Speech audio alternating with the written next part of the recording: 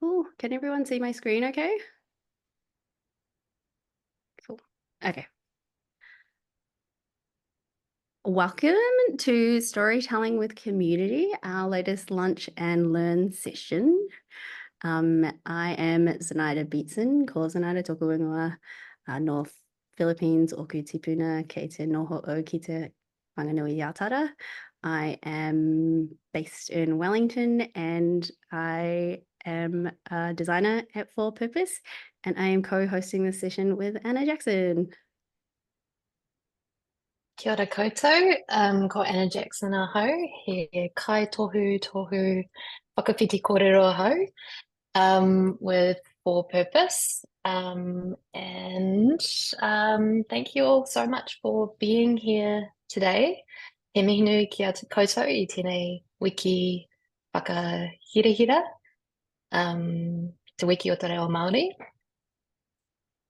And to open us today, I'm just going to begin with a karakia. So me karakia tātou. Tukua te wairua, ia rere ki ngā taumata, hei arahi I a tātou mahi, me tā tātou whai I ngā tikanga I a rātou mā, kia mau, kia ita, kia kore ai e ngaro, kia pupuri, kia whakamaua, kia tina, hui e, tai ki e. Kia ora.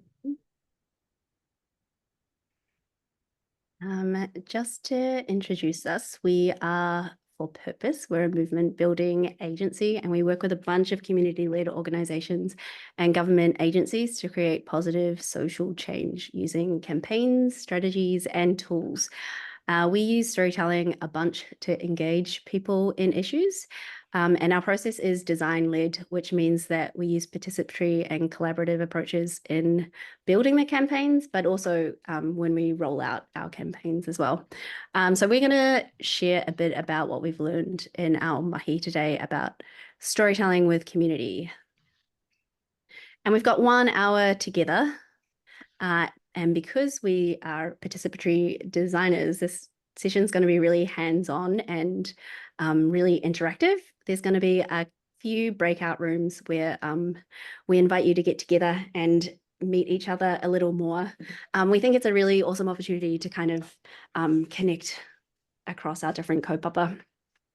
So we are going to have breakout rooms, but if you don't want to join a breakout room, you're welcome to stay in this main room and we'll use it as a quiet room and you can just kind of sit and we won't interact while the breakouts are on. So closer to the time, just don't accept the breakout room invites if you don't want to jump into a breakout room. We'll also be in this board Miro, and as I said earlier, it's an online collaborative board and it lets you drop post-it notes in there, but we'll kind of be collaborating through Kōrero, so it's not necessarily that you know the tool. And we're going to use the board as a collective kind of documenting place. So if one person in each breakout room can act as a documenter and drop post-it notes into the board, everyone is going to have access to it, you know, after the session. So it would really help if one person can do that.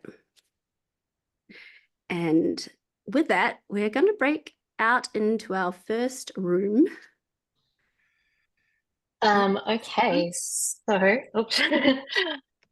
I'll explain so that Zenaida can make the breakout rooms.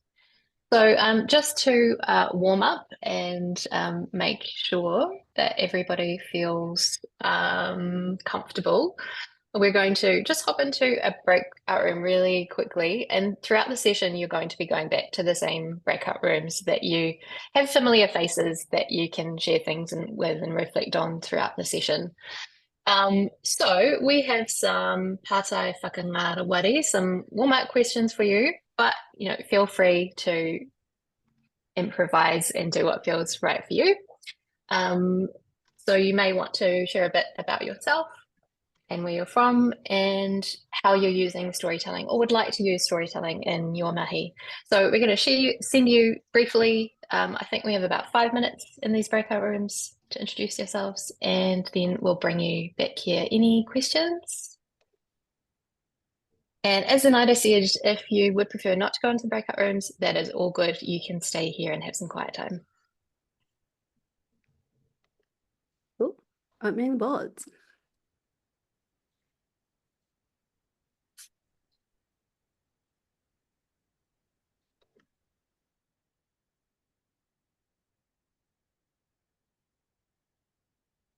If you have just joined the session now and you're wondering what is happening, hey, Kofi, um,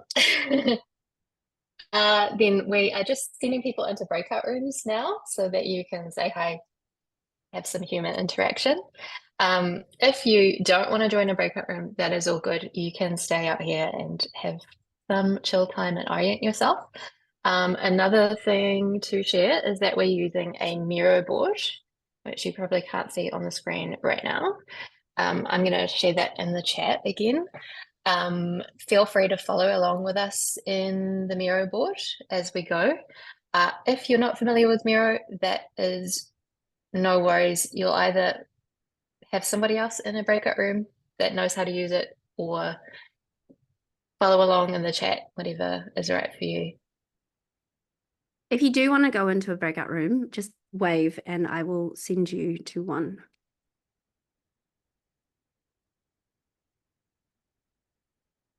Sending you to random rooms.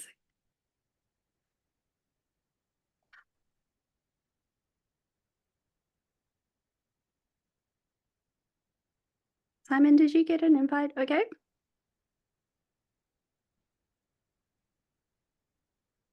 Yep, okay.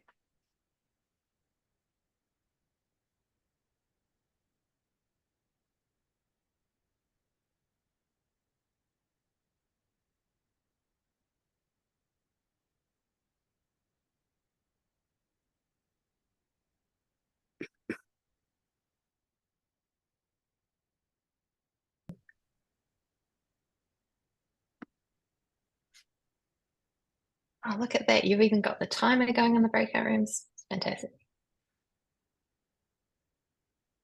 That would be awesome.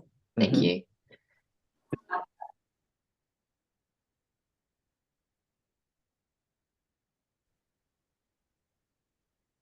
Okay, I think we're all back. Some people are still coming.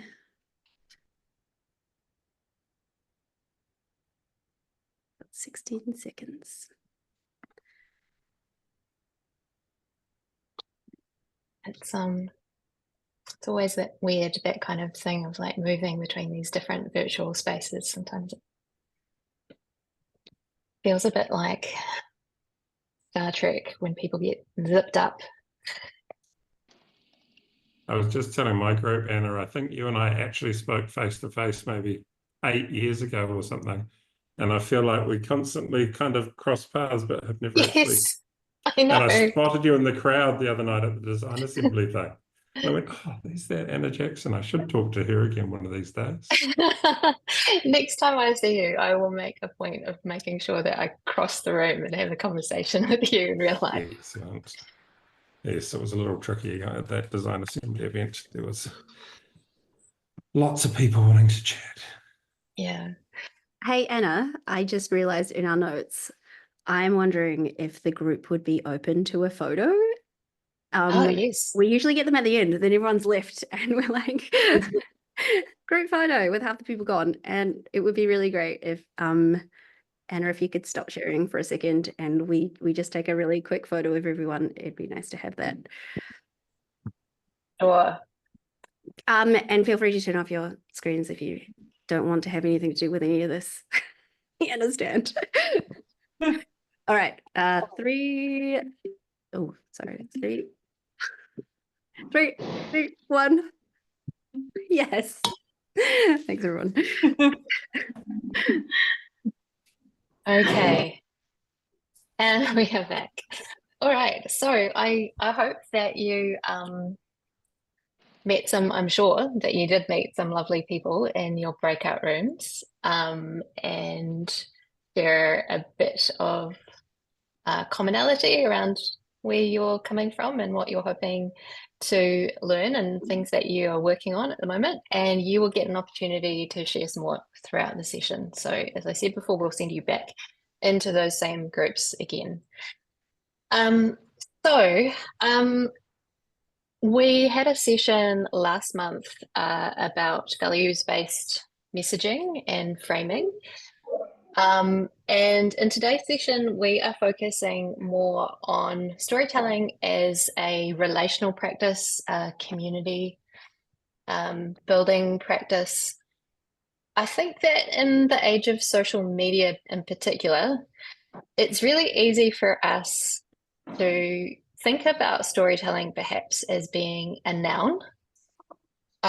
We have so much pressure on ourselves to be producing storytelling, to be kind of producing artifacts and sending them out into the world, that maybe we can lose sight of the idea that storytelling is an active process and that it's very much part of the building blocks of movement or community.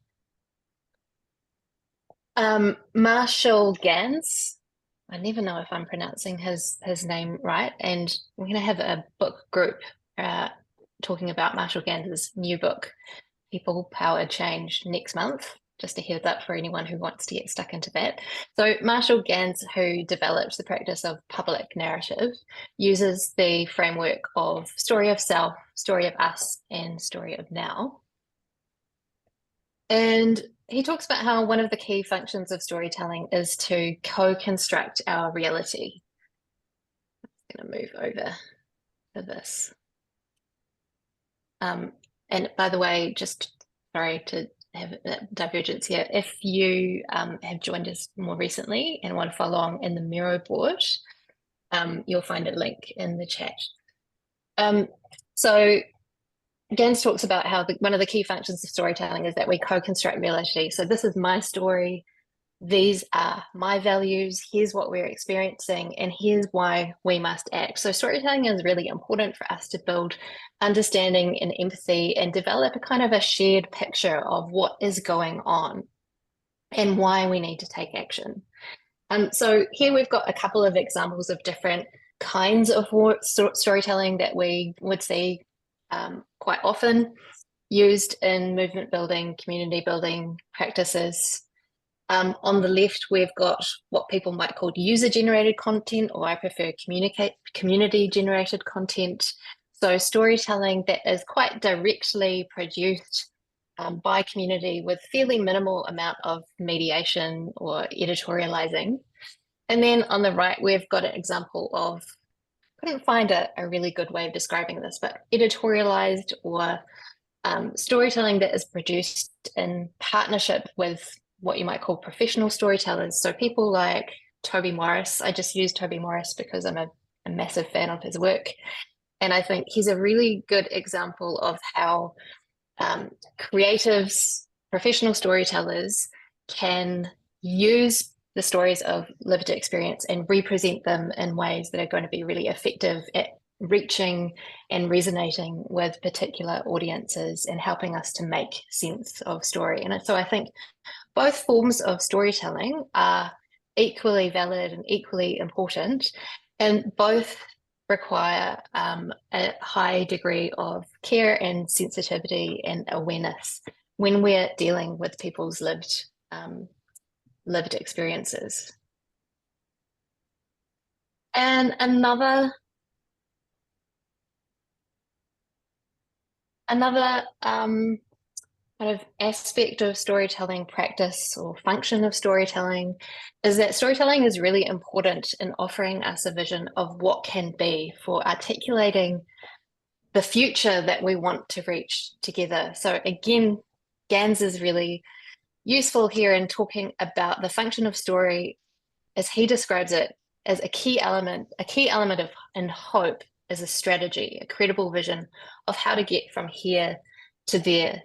And so professional storytellers in particular, I think, can play a really important role in making that vision really tangible, like fleshing out that idea of what the future is we're working towards. But that process of creating that shared vision is in itself a really vital storytelling practice. We need to involve people in co-creating, co-imagining what that shared future, and that is a storytelling practice in itself.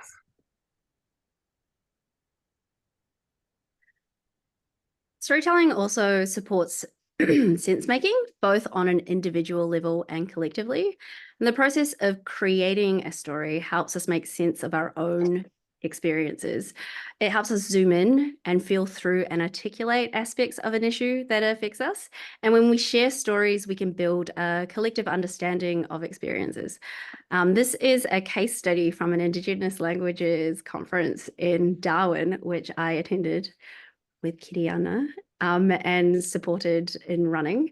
There were people from across Australia, from different Indigenous nations and language groups, and that bottom left image shows how many languages were in the room. There's about 20 on there, so it was a really diverse group.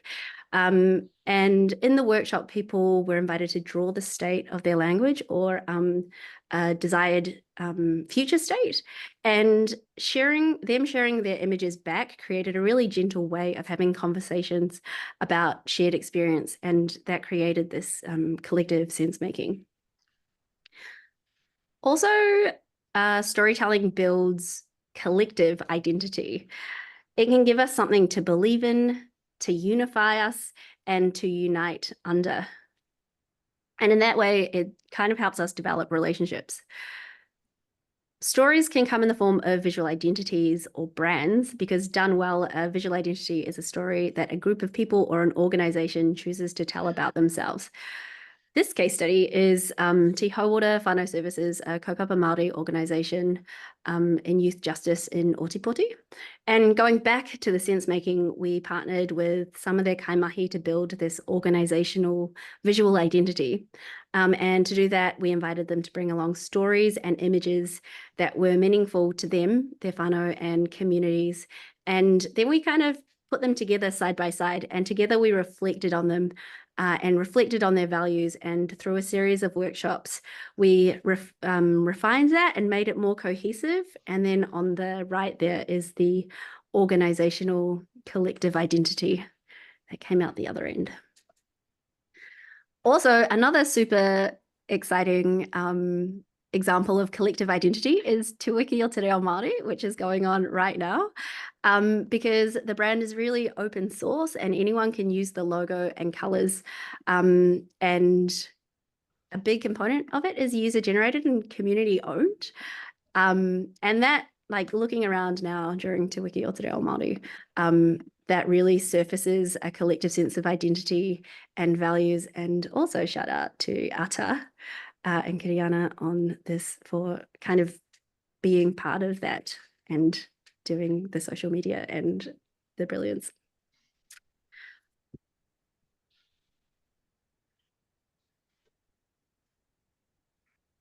Okay, so coming back into our breakout groups, because although we are sharing some of our experiences and some tools and resources that we think are really useful, there's an awful lot of amazing knowledge and experience in this virtual room.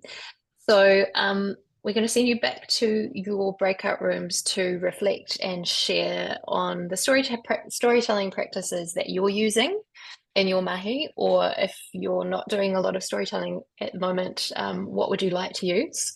You might find it useful to use these prompts from the things that we've just talked about on the kind of functions or practices of storytelling for community or movement building or change making in general. So we're going to send you in for, I think, about 8 to 10 minutes. You'll go back to your breakout rooms that you were in before, hopefully.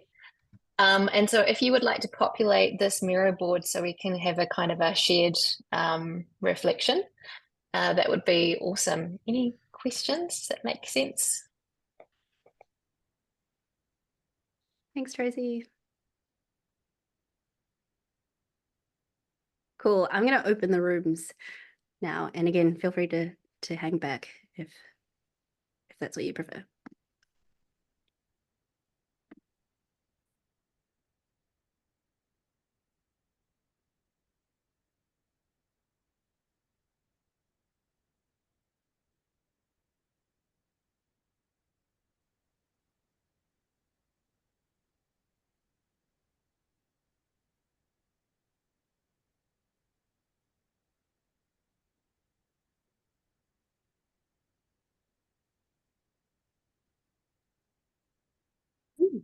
back we go.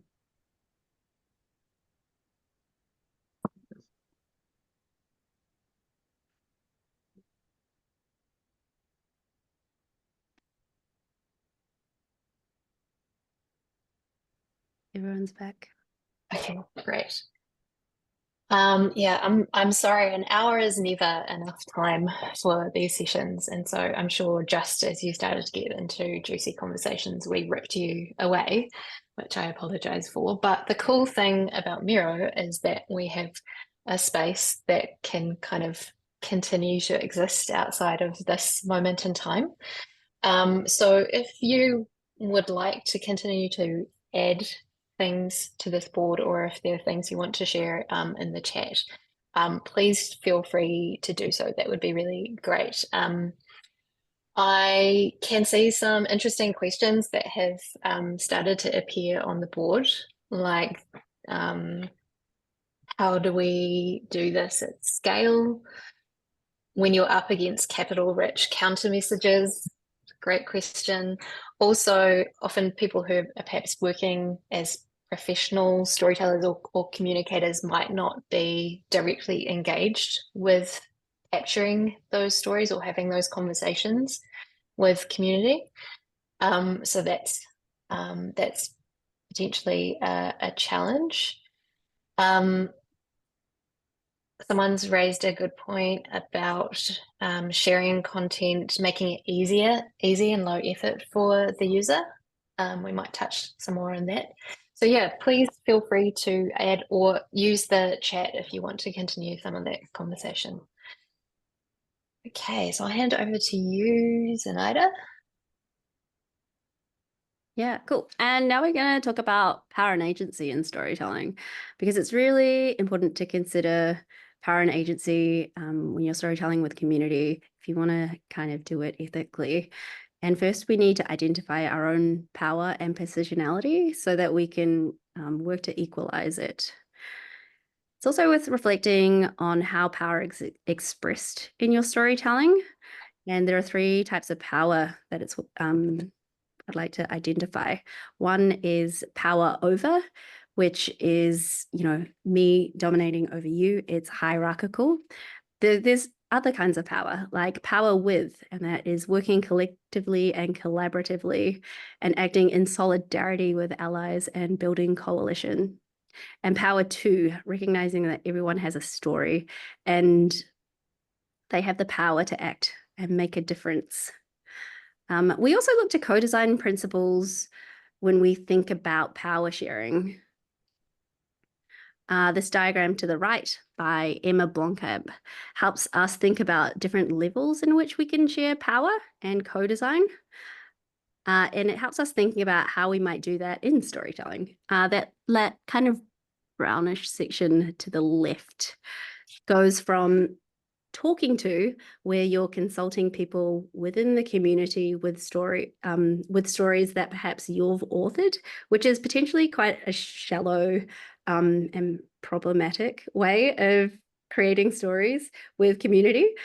And it goes down to listening and responding to, which is more of a relational and iterative kind of approach where you're working together, down to collaborating with, where you're doing handing over a bit more of the power and they're doing a little more of the creating of the stories. That could be kind of user-generated content. Further still is making decisions together, and the deeper kind of way of co-designing is you handing over the tools and giving them the resources so that they can fully author their own stories. But Emma Blomkamp is great if you want to kind of look more into co-design.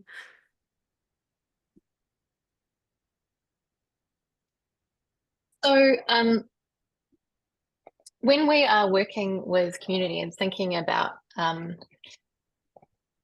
are we designing with, are we creating a platform that we're handing over to people? Are we using our skills or our power to support and uplift other people? How can we, in our storytelling, really focus on centering lived experience and honoring the lived experience that people have? so that the people who are at the heart of a mission, or who are most affected by a situation, are at the center of storytelling. So it's not storytelling necessarily about them, but storytelling preferably by them or with them. So there are a couple of frameworks in particular that I've found in exploring how we can do storytelling with community in a really ethical, supportive way that I wanted to share that I think are useful. One comes from lived experience in the mental health and well-being space in particular, where lived experience storytelling is quite often used. So they have some good kind of frameworks and tools for thinking about how to do it in a way that is safe and supportive. So Manawa Ora on the right here is one tool that I found that creates a kind of, or helps people to create a tikanga for working with lived experience storytellers.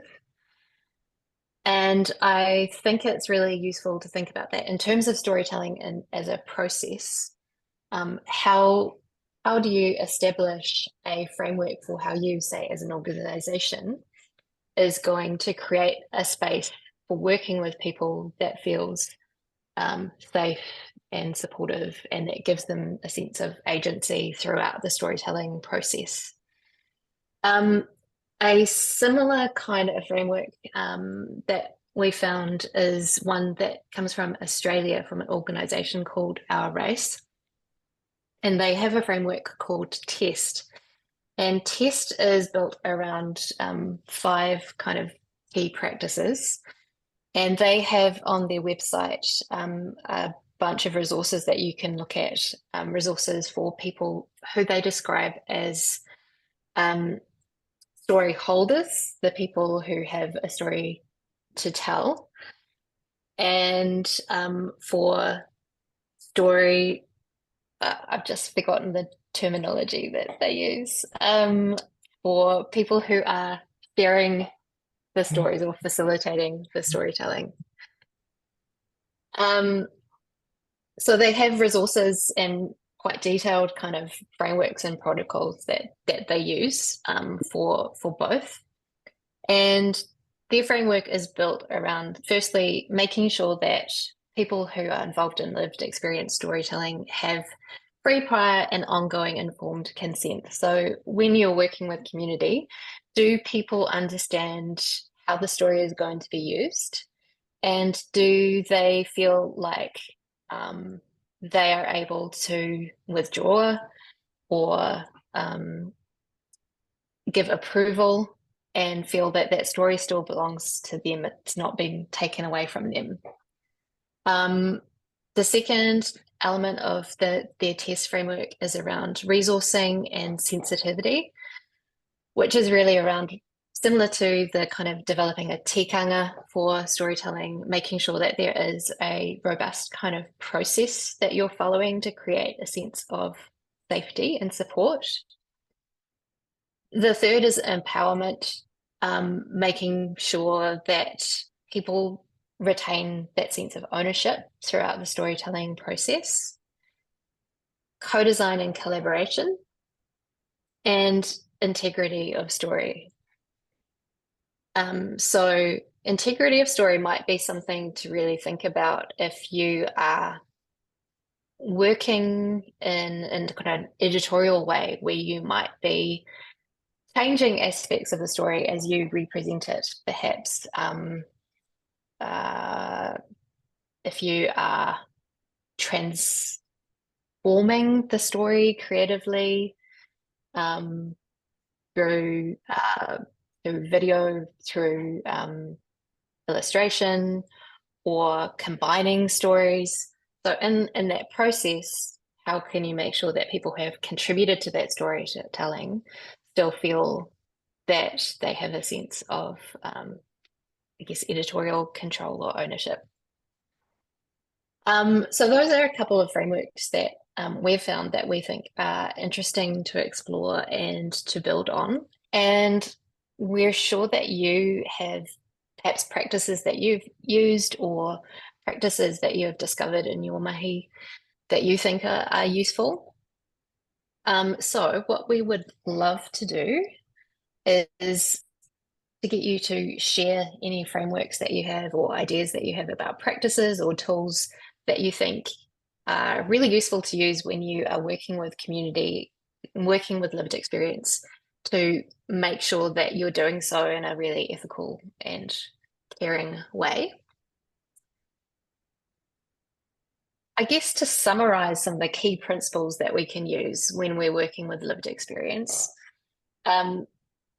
if you are, particularly if you're kind of working editorially, how can you make sure that people have a voice, that that sense of their voice is retained in the storytelling? So that might look like letting people speak for themselves in first person rather than having someone speak for them or narrate their story.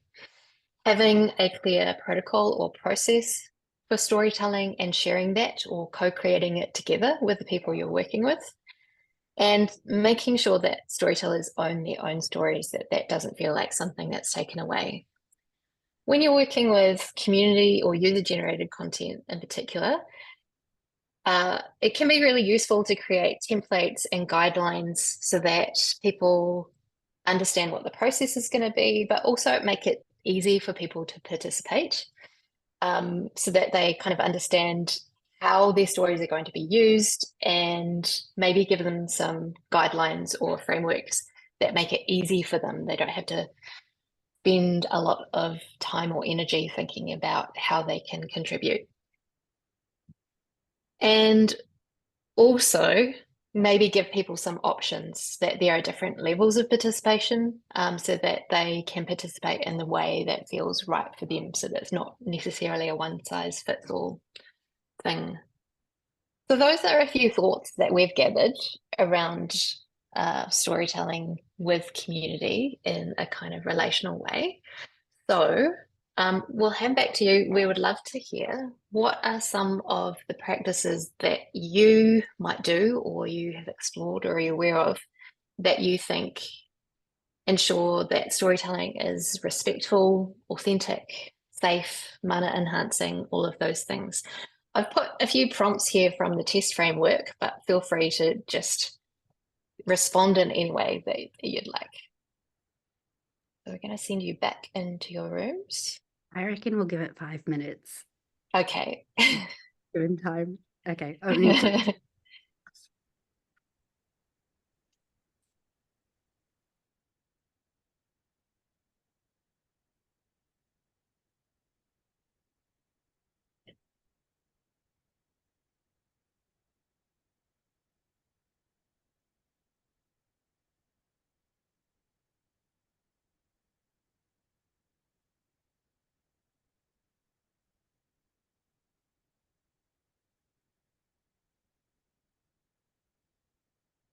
Engaging in storytelling and working with community.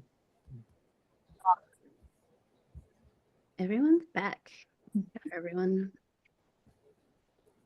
Okay. Felt particularly bad having to bring you back out of that session because you're generating some really, really useful insights. There are so many good points here.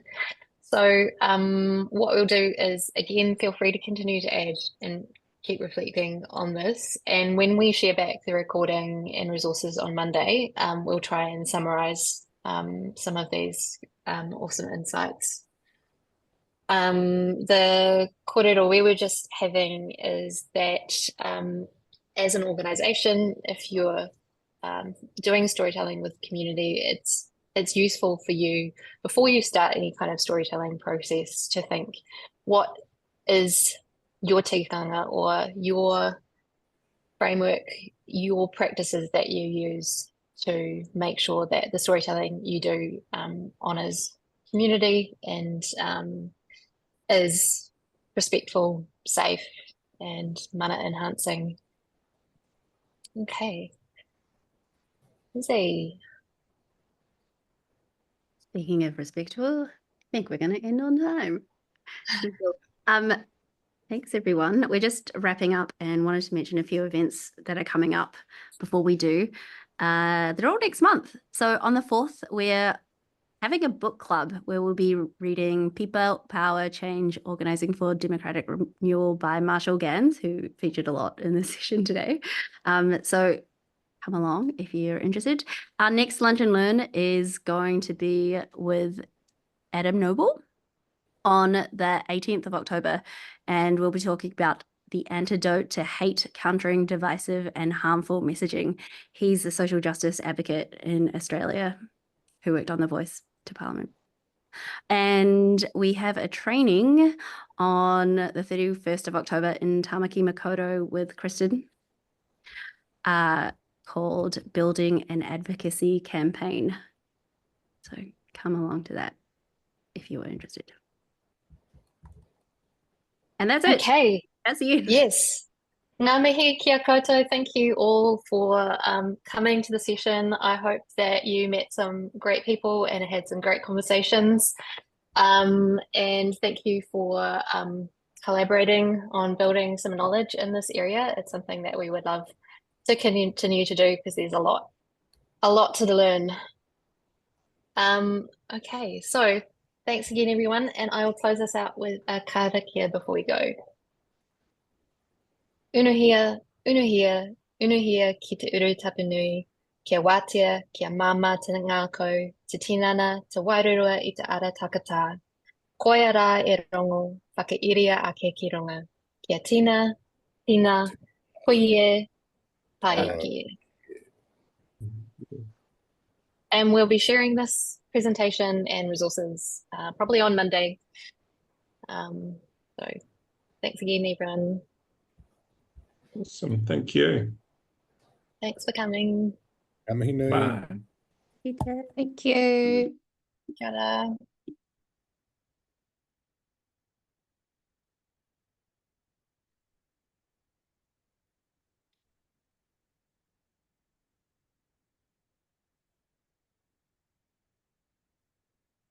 Oh, heavy rain.